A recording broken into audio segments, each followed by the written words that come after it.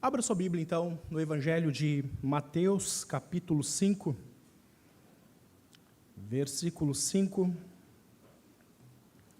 Nós estamos numa série de sermões tratando das bem-aventuranças. Tivemos já a exposição do bem-aventurados os humildes de espírito, porque deles é o reino dos céus. No último domingo, o reverendo Edmar expôs o versículo 4, bem-aventurados os que choram, porque serão consolados. E nós vimos que todas essas bem-aventuranças e esse sermão do Senhor Jesus, ele está trabalhando sobre a ética do reino. O que o reino de Deus espera de todos nós. E a cada bem-aventurança que vai sendo apresentada, o povo vai sentindo que é praticamente impossível obedecer a essas questões que Cristo está trazendo. Elas não são novidades, todas elas estão baseadas no Antigo Testamento. Jesus só faz a busca dos textos do Antigo Testamento e a interpretação correta do seu significado, e agora está expondo para o povo, e o povo está admirado, mas ao mesmo tempo dizendo, e aí, quem suportará?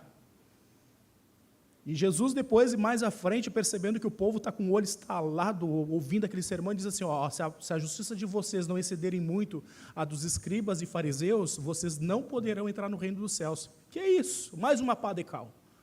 Então nós estamos vendo aqui, meus irmãos, que Jesus vai expondo sobre aquilo que Ele espera de todos nós, e é óbvio que nós sabemos que tudo isso nós podemos, de fato, viver, não de forma 100%, mas habilitados pelo Espírito de Deus. Nós podemos, sim, reconhecer que nós somos pessoas quebradas espiritualmente, que dependemos de Cristo Jesus para nos reorganizarmos. Nós entendemos que devemos chorar por conta da nossa condição de pecado, como foi exposto no último domingo. E agora o texto bíblico diz no versículo 5, bem-aventurados os mansos, porque herdarão a terra. Vamos ler todos juntos? Bem-aventurados os mansos, porque... Oremos então.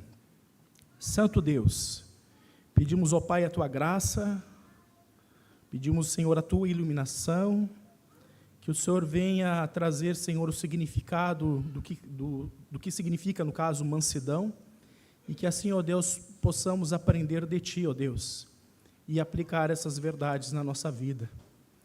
E também encontrar aquilo que o Senhor já tem realizado na nossa vida. Em nome de Jesus Cristo. Amém. Amados, Jesus, como eu falei antes, ele não está trazendo nenhuma novidade. Ele está expondo o Antigo Testamento de forma bem delongada, trazendo ali, nesse famoso Sermão do Monte, tudo aquilo que nós precisamos viver para trazer uma anunciação de santidade e de vida saudável diante do Senhor, segundo a sua palavra. Então, o tema do sermão nessa noite é, seja manso. E talvez você esteja aí pensando, rapaz, eu não sou nada manso, eu no trânsito, misericórdia, só Deus sabe. Pobre da mulher, eu estou falando de mim mesmo, pobre da esposa, pobre dos filhos, do jeito que eu esbravejo, esse cara, né? A gente fica pensando, puxa, como que eu posso ser manso? E Jesus, como eu falei, não traz nenhuma novidade. Nós lemos agora há pouco o Salmo 37, e eu quero ler uma porção especial, que essa verdade foi bem aqui exposta, ela está incluída nos Salmos e também em todas as Sagradas Escrituras. No Salmo 37, a partir do versículo 8, diz assim a palavra do Senhor. Olha só o texto bíblico, Davi escrevendo isso, deixa a ira, abandona o furor, não te impacientes, certamente isso acabará mal. Está falando a respeito dos ímpios. Os justos olhavam para os ímpios e viam, puxa, mas essas pessoas só prosperam, essas pessoas só nos apertam, nos oprimem, o que eu vou fazer? Vou reagir, vou tomar a força do meu braço e vou para cima deles. E Davi está dizendo, deixa a ira, não perca a paciência com eles, não te incomodes com isso. Versículo 9, porque os malfeitores serão exterminados, mas os que esperam no Senhor possuirão a terra. Mais um pouco de tempo, e já não existirá o ímpio. Procurarás o seu lugar, e não o acharás. mas os mansos herdarão a terra e se deleitarão na abundância de paz. Vejam, meus irmãos, quando nós lemos todo esse Salmo 37, uma coisa que fica bem clara para todos nós é que ele praticamente realinha a nossa expectativa com respeito à justiça de Deus. Por quê? Nós somos acostumados, e talvez isso aqui é algo geral, a pensarmos que Deus é justo, mas Ele trará a justiça só no último dia. Não, meus irmãos. O Salmo 37 é uma declaração e é uma constatação de uma realidade que Davi presenciava. Ele via que, de fato, Deus ele trará a punição a todos os ímpios, ressuscitará todos eles, depois trará as suas justas punições, mas o Salmo 37 mostra uma coisa, que Deus, no decorrer da história, ele vai operando e destruindo o ímpio. Ele diz, olha o ímpio, passei por lá e não mais o encontrei. Ele mostra que Deus ele continua ativo, e Deus não só pune o ímpio, mas ele também abençoa os justos, livrando-os dos ímpios. Então, Deus continua a agir na história. E o mesmo Deus que agiu no Antigo Testamento é o Deus que age agora. É o Deus Todo-Poderoso que livra a igreja. É o Deus Todo-Poderoso que revitalizou a igreja na Reforma Protestante. É o Deus Todo-Poderoso que nos livrou das fogueiras e das inquisições do sistema papal. É o Deus Todo-Poderoso que trouxe a punição contra todos aqueles reis, imperadores, que tentaram sufocar a igreja, que tentaram sufocar o evangelho, que tentaram abafar e esconder o nome de Cristo, que faziam com que os crentes fossem adorar a Deus dentro de cemitérios, dentro de cavernas, que faziam com que os crentes fossem adorar de forma escondida. E aonde estão esses homens? Aonde estão esses algozes? Aonde estão essas pessoas que puniram a igreja, que fizeram a igreja sofrer? Então, quando nós ouvimos notícias de que a igreja está sendo perseguida lá na Nigéria, que a igreja está sendo perseguida lá na Coreia do Norte, que a igreja está sendo perseguida lá na China, que a igreja está sendo oprimida lá na Rússia, em qualquer outro país em que haja perseguição e tentativa de sufocamento do evangelho, nós devemos orar a Deus e pedir por justiça. Pedir que Deus haja em favor da igreja, haja em favor dos missionários, livre a igreja e traga paz para que o evangelho seja pregado. Não ficar inerte pensando que Deus vai trazer a solução só nos últimos dias. Não! A igreja, ela avança contra o inferno e as portas do inferno não prevalecerão contra a igreja, porque é Deus quem está agindo. O Salmo 37 nos mostra isso com clareza, e ela fala dos mansos. O justo permanecerá, o ímpio perecerá. E o justo, a Bíblia chama de manso, daquele que vive da prática da mansidão. Agora vejam, meus irmãos, que Jesus trouxe essas palavras e nós precisamos entender qual é o contexto, o que estava acontecendo naquele tempo em que Jesus falou para os seus discípulos, olha, vocês devem ser mansos, ou bem-aventurados, ou vocês receberam a declaração de bem-aventurança do próprio Deus, porque vocês praticam ou são mansos. Por que ele está falando isso? Qual é o contexto que eles estavam vivendo? A região de Jerusalém era uma província que estava sob o domínio do Império Romano. Eles eram escravos de Roma. Eles deviam pagar impostos para Roma. E a situação era tão hostil, meus irmãos, que até mesmo o sistema romano entrou de tal forma que o próprio sistema monetário da região de Jerusalém teve que ser alterado para que a idolatria de Roma não entrasse no culto em Jerusalém. Por exemplo, todas as moedas do Império Romano traziam uma declaração: César, ele é o Todo-Poderoso, e traziam a imagem de César. E ele recebia ali adoração até mesmo na esfinge que estava impressa nas moedas, e aquilo ali com certeza era adoração. Então, o pessoal do templo teve que instalar um sistema monetário, um sistema cambial, para que essas moedas fossem trocadas por moedas de prata.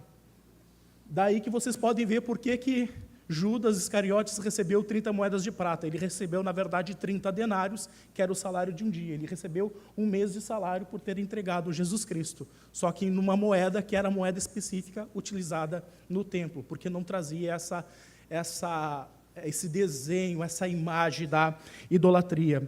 Então, eles viviam sob o Império Romano, e essa questão de estarem sob o domínio do Império Romano fazia com que eles tivessem um desejo absurdo pela manifestação do Messias. Nós tínhamos um grupo de chamados zelotes. Esses zelotes, eles ficavam ali plantando a sementinha da intriga, a sementinha da revolta, para que eles fizessem com que os judeus levantassem contra o Império Romano e assim acabasse com todo o domínio do Império sobre a vida deles. Mas isso era a expectativa dos judeus. Eles esperavam um Messias prometido nas Escrituras, eles esperavam a salvação, só que essa salvação para eles era exposta como se fosse uma salvação apenas terrena, uma salvação de um homem popular, uma salvação trazida por um grande guerreiro corajoso, que faria um levante e que libertaria a região de Judá das mãos do Império Romano. É aquilo que nós vemos hoje, né? O evangelho das riquezas, o evangelho das bênçãos, o evangelho da prosperidade. Naquela época era o evangelho militar, era o evangelho do libertador, era o evangelho do Judá é o meu país, né? Fazendo trocadilho aí com o que nós vivemos hoje. Mas essa era a expectativa do povo hebreu. Eles estavam sob severa servidão, e o que eles mais desejavam no coração deles é resolver aquele problema com as próprias mãos. Então, mansidão não tinha entrada na realidade deles. Como assim um Messias manso? Como assim um libertador que não entra em guerra? Como assim alguém que é o nosso representante prometido por Deus e que não maneja uma espada? Mas Jesus falou, não são os guerreiros que herdarão a terra, e sim os mansos é que herdarão a terra. Então, para que tratemos essa verdade, meus irmãos, nós temos que responder uma pergunta. O que significa ser manso? Talvez você tenha uma imagem na sua cabeça, talvez você veja alguém aqui entre nós que seja uma figura de uma pessoa mansa. Uma pessoa calma, uma pessoa tranquila, uma pessoa que não entra em debates, uma pessoa que não se deixa tomar pelas emoções. Talvez essa seja a descrição para você de uma pessoa mansa. Então, eu quero trazer aqui, meus irmãos, algumas verdades que vão explicar a todos nós o que significa ser manso. E a primeira verdade do que significa ser manso é que ser manso é entender o poder de destruição que possui.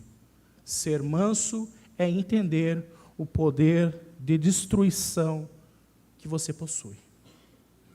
Ser manso não está ligado a ser tímido ou a ser covarde.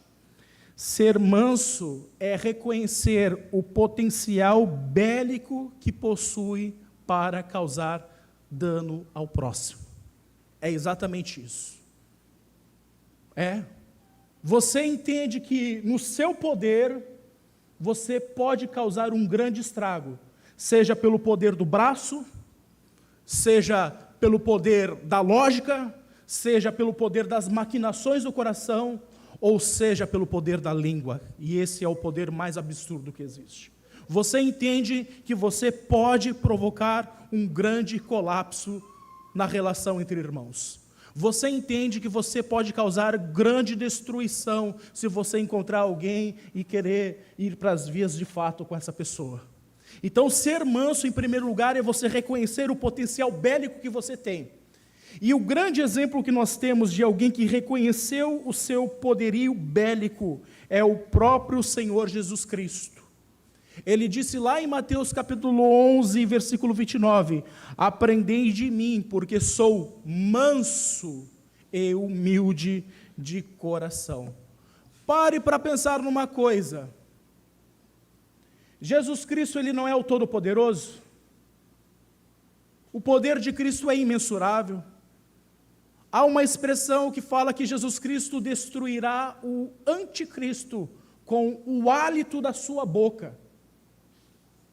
Algumas pessoas interpretam como se o anticristo fosse apenas uma migalha na sua roupa, preso na sua roupa. Ele faz assim, ó, deu, destruiu o anticristo.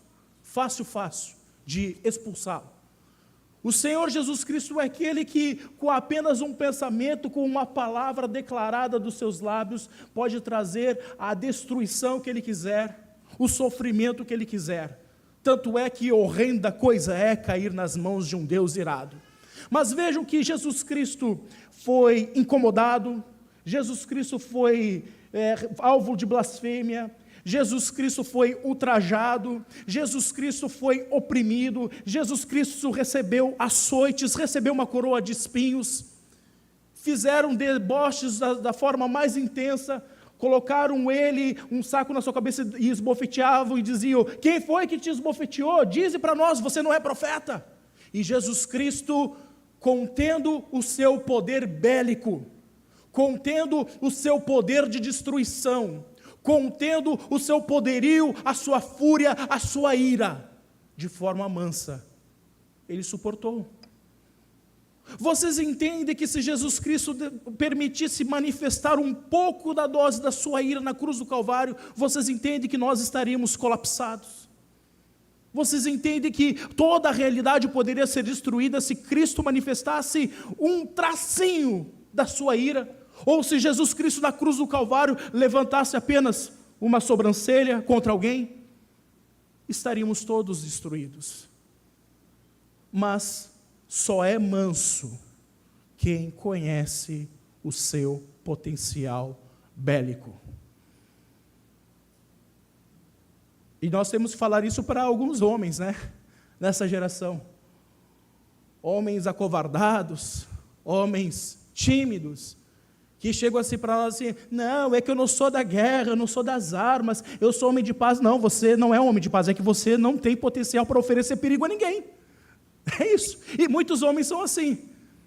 Eu vi lá o pessoal lá contra a cultura de estupro na Europa, em vez de eles dizerem, olha, é o próximo que estuprar, a gente vai, malhar.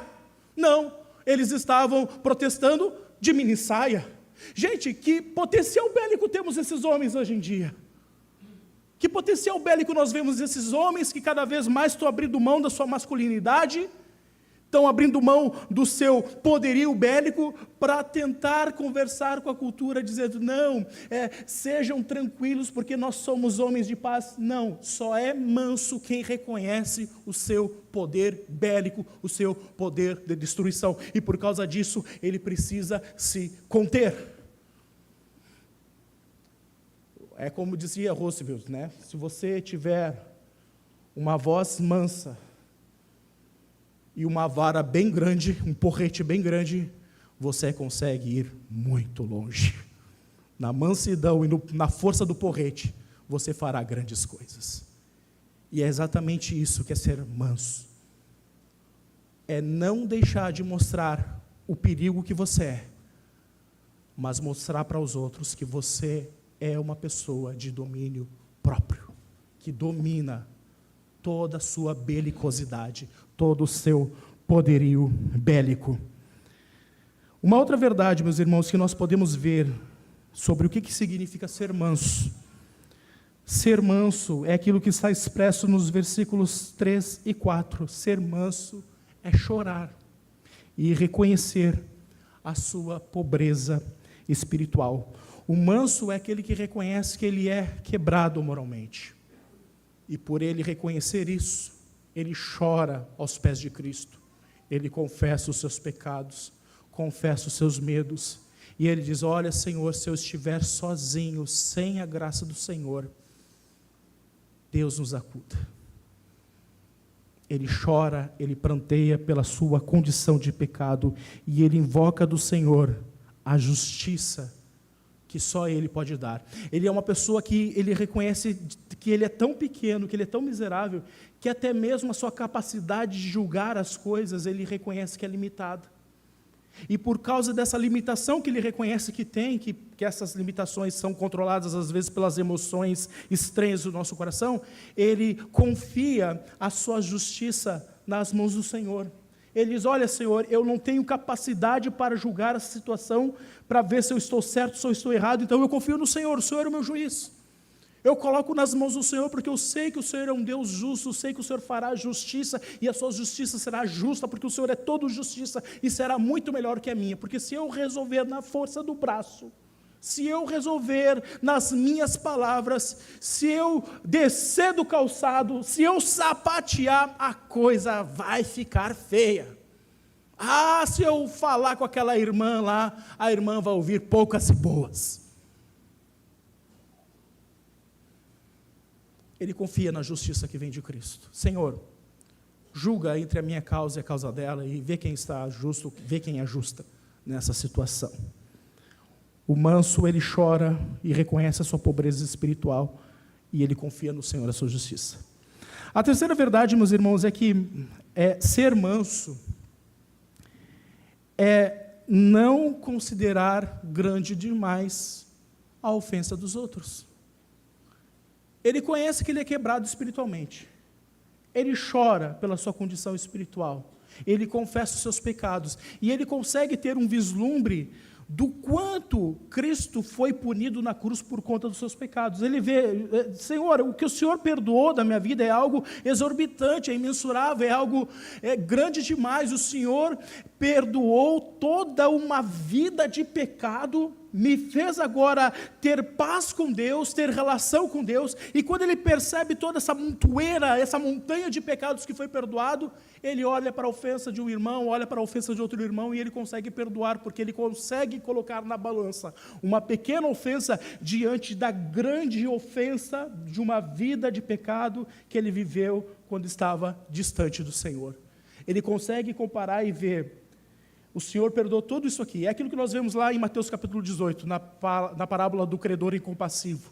O Senhor perdoou tudo isso aqui, milhões e milhões de dívidas, contra 50 centavos de dívida. Ele perdoa fácil, porque ele sabe o grande peso que Cristo teve que perdoar da sua vida. Ele consegue olhar para os seus próprios pecados e chorar, e ele não consegue guardar ressentimento do pecado, do que o irmão ou a irmã veio cometer contra ele. Ele é aquela pessoa que está descrita lá em Lamentações, no capítulo 13, versículo 39. Por que, pois, se queixa o homem vivente? Queixe-se cada um dos seus próprios pecados. Ele já tem demandas demais para chorar, prantear e se queixar. Ele vai aos pés do Senhor e se queixa de si próprio diante de Deus. Quando ele vê a ofensa de A, B ou C, ele: também sou pecador assim como ele. Ele pondera, perdoa e não guarda ressentimento. A sua mansidão está baseada em reconhecer o peso de pecado que Cristo perdoou. A quarta verdade, meus irmãos, sobre o que é ser manso.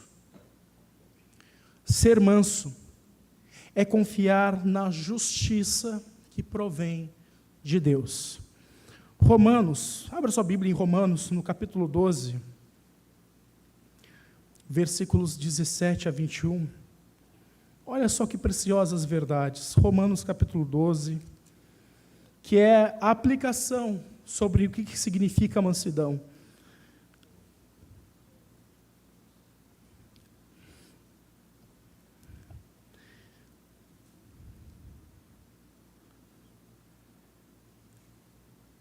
Versículo 12 diz ali, capítulo 12, versículo 12 diz: regozijai-vos na esperança, sede pacientes na tribulação, na oração perseverantes. Aí do versículo 17: não torneis a ninguém mal por mal, esforçai-vos por fazer o bem perante todos os homens, se possível, quando depender de vós, tende paz com todos os homens. Não vos vingueis a vós mesmos, amados, mas dai lugar à ira, não à tua ira, mas a ira de Deus. Porque está escrito: a mim me pertence a vingança, e eu é que retribuirei, diz o Senhor. Pelo contrário, se o teu inimigo tiver fome, dá-lhe de comer, se tiver sede, dá-lhe de beber, porque fazendo isto amontoarás brasas vivas sobre a sua cabeça.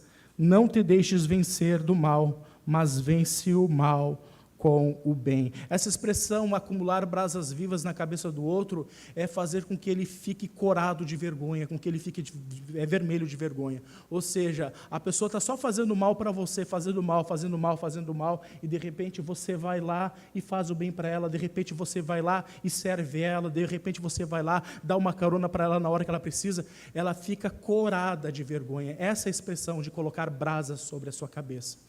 E o que o texto diz é que a vingança, meus irmãos, pertence a quem? A quem? É difícil, né? É difícil dizer que a vingança pertence ao Senhor, porque a gente sente uma espécie de prazer, a nossa carne treme quando a gente vê as nossas mãozinhas no pescoço de alguém aí dizer, vira os olhos. Que a gente sente prazer no mal, porque a gente vê que a nossa justiça, ela é tão perfeita, que a pessoa que ofendeu a nossa justiça merece grande punição. Mas o manso não vê assim.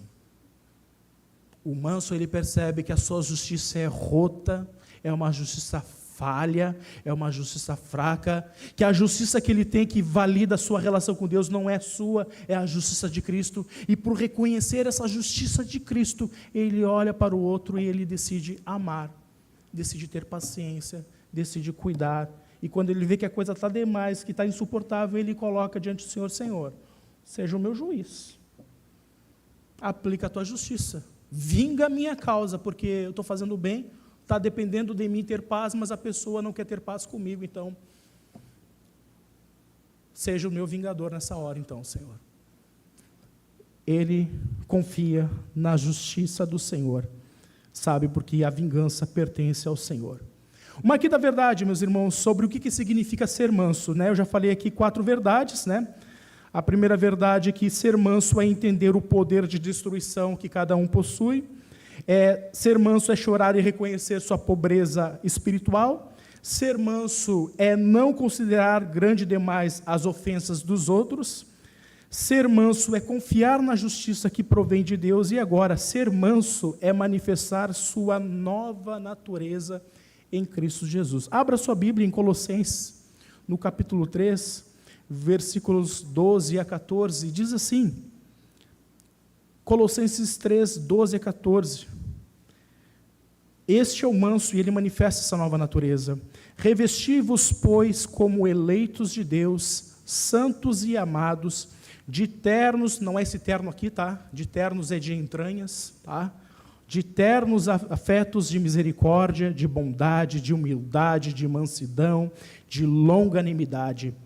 E como que isso se manifesta? Suportando-vos uns aos outros, perdoai-vos mutuamente, caso alguém tenha motivo de queixa contra outrem, assim como o Senhor vos perdoou, assim também perdoai vós. Acima de tudo isso, porém, esteja o amor, que é o vínculo da perfeição. Veja que os nossos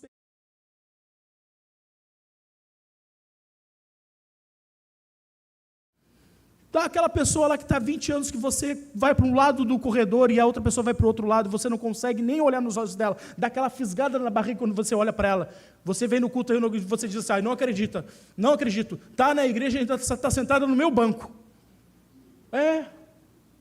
Mas o texto diz, olha, vocês possuem agora uma nova natureza. Então, revestivos, ou seja, essa nova natureza, às vezes, ela não está tão acessível, você precisa se vestir dela.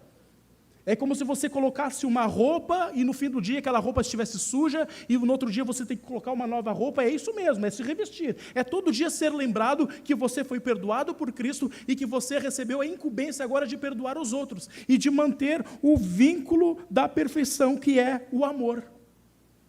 É a nossa responsabilidade. É olhar para o irmão. Ofendeu? Ofendeu. Me fez mal, me deve, mas o que a Bíblia diz? Eu tenho que amar, tenho que perdoar, tenho que dizer, ó, filho, está perdoado, tá? Não, está perdoado. O que mais importa é o nosso vínculo, a nossa comunhão. A partir de agora, nós vamos ser irmãos em Cristo, vamos caminhar juntos, vamos orar juntos, e a partir de agora, não tem mais nenhum motivo para vivermos separados. É isso. Então, o crente, ele tem essa nova natureza. para nós cristãos é fácil resolver problema de relacionamento. O que a gente muitas vezes não faz é nos revestir dessa nova natureza, e por conta disso, aí vai ficar difícil mesmo, bem difícil olhar para o outro e ver que o outro é pecador e não se enxergar que antes é um pecador pior do que ele. É bem difícil se enxergar como pecador, mas quando você se enxerga como um pecador, você consegue olhar com misericórdia para o outro pecador que precisa do teu perdão. Então, é a manifestação dessa nova natureza, o ser manso. É também, meus irmãos, enfrentar as perseguições dando bom testemunho em Cristo Jesus. 1 de Pedro, capítulo 13, versículos 15 a 17, diz o seguinte: antes, vocês estão sendo perseguidos, antes, santificai a Cristo como Senhor em vosso coração, estando sempre preparados para responder a todo aquele que vos pedir razão da esperança que é em vós, fazendo todavia com mansidão, pregando a Cristo com mansidão, com dedicação, não como se fosse algo bravo, algo irado, mas é pregar com mansidão, com tempo, com dedicação, chamar aquela pessoa e expor Cristo para ela, mesmo que ela esteja te expondo, mesmo que ela esteja trazendo sofrimento para você. A tua responsabilidade não é ficar se condoendo do sofrimento, da perseguição, mas é proclamar Cristo com paz, com mansidão, com critério, sabendo que a sua missão é proclamar a Cristo, com mansidão e temor, com boa consciência, de modo que naquilo em que falo contra vós outros, fiquem envergonhados os que difamam o vosso bom procedimento em Cristo. Porque se for da vontade de Deus, é melhor que sofrais por praticardes o que é bom, do que praticando o mal. Então, na perseguição, o ser manso, ele se preocupa com uma missão: proclamar a Cristo, dar testemunho de Cristo e falar a respeito da esperança que há no seu coração. Certo? E sexta e última verdade, meus irmãos: ser manso é imitar o próprio Deus. Amados, você consegue entender a grande paciência que Deus tem com a mim e com a tua vida? Essa paciência é baseada na mansidão. Vejam, meus irmãos, Deus poderia ter desfigurado os seus golpes disciplinares na nossa vida, por qualquer coisa que a gente faça, mas a gente entende que tem pecados que a gente comete e Deus não nos pune. E a gente pensa: por que Deus não me puniu? Por que Deus não tratou comigo? Por que Deus não me chamou na chincha? Por que Deus não me sacudiu? Por quê? Porque Deus, ele é manso, Deus, ele é paciente. Vejam, Deus, ele esperou um momento singular da história, suportando todos os nossos pecados, dos crentes do passado, dos crentes que estavam ali presentes na geração de Cristo e dos crentes do futuro. Deus suportou e tem suportado todos os pecados de todas as gerações, para, num único golpe, num único momento da história, apresentar ali a sua ira e a sua vingança contra o meu e o teu pecado, no corpo de Cristo. E da mesma forma que Deus teve toda a paciência do mundo para suportar os nossos pecados, e tem até hoje, assim nós devemos proceder imitando o que o nosso Pai fez e faz. Imitando também Cristo. Alguns cânticos trazem umas certas inverdades, vamos dizer assim, a respeito de Cristo, dizendo que Cristo é sempre gentil, é sempre cordial, mas houve momentos em que Cristo se irou, houve momentos em que Cristo manifestou a sua discórdia. E vejam, esses momentos não foi porque Jesus Cristo não é manso, é porque Jesus manifestou a sua discórdia não buscando o seu próprio interesse, como nós fazemos quando manifestamos a nossa ira. Jesus Cristo manifestou a sua ira, manifestando o seu interesse pela glória de Deus. Quando ele chegou lá no templo, tinha os vendilhões lá, com as suas moedas, com os seus cabritos, num lugar em que não deveria ter animais, porque era o pátio dos gentios. Ele foi lá, derrubou a mesa, pegou um azorrague, começou a enxotar os animais. Imagine o grito das pessoas, o bé das ovelhas, o mugido das vacas, as pombas voando tudo, e Jesus correndo e dizendo: a minha casa será chamada casa de oração. E aí Mateus interpretando: o zelo do Senhor o consumirá. Cristo manifestou a sua ira, mas com o propósito de glorificar a Deus por meio dela. Em alguns momentos, na nossa mansidão diária, nós teremos que manifestar com veemência, com um vocabulário carregado, com um tom um pouco mais elevado, a respeito da glória de Cristo, a respeito do Evangelho. Em alguns momentos da nossa vida, nós teremos que dizer para alguns dos nossos parentes, para alguns dos nossos amigos, para irmãos e irmãs, vamos ter que dizer para eles de forma veemente: ei, arrependa-te, arrependa-se. Em alguns momentos nós teremos que manifestar um ardor de ira, com um comprometimento, não com a nossa vontade, mas com comprometimento com a glória de Deus, com a glória de Cristo e com a verdade do Evangelho. Nós teremos que mostrar em alguns momentos o nosso poder bélico, na veemência da nossa voz, para constranger aqueles que ainda não querem nada com o Cristo bendito. Mas em todo caso, se esse dia, se essa hora não chegar, seja manso. Cristo te habilitou para isso. Você é nova criatura, e no poder de Cristo, no poder do Espírito Santo, você pode manifestar frutos de mansidão, porque Deus é manso, porque Cristo é manso, o Espírito Santo é manso, e você foi chamado para agir igual a Cristo Jesus. Amém, meus irmãos? Seja manso, manso, manso. Em resposta, nós louvaremos ao Senhor com o cântico Aspiração à Santidade, o cântico 133 do nosso inário. Ao som do piano, coloque-se de pé e louvemos ao Senhor juntos.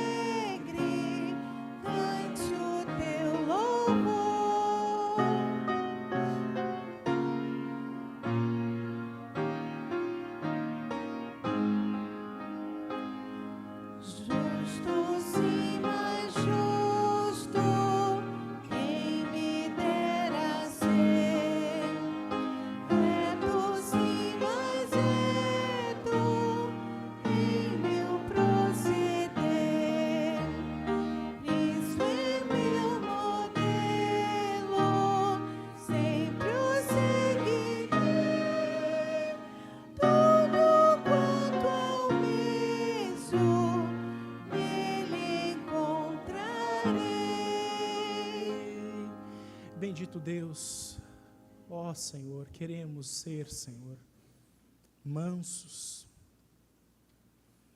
ter as nossas emoções controladas no seu devido lugar, mas são tantos momentos que o nosso coração mentiroso tenta empurrar emoções que não tem nada a ver com a realidade, e de forma precipitada acabamos escolhendo tomar atitudes que depois nos arrependemos, depois somos humilhados e temos que buscar e tentar reatar a comunhão e pedir perdão.